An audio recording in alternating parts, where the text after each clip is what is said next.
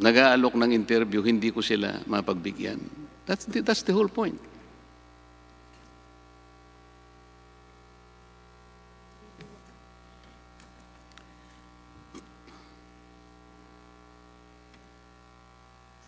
Mr. Katigbak, kanina po may nagtanong sa inyo na tungkol sa mga hindi na-i-airing mga political ads, at yan naman po alam na natin.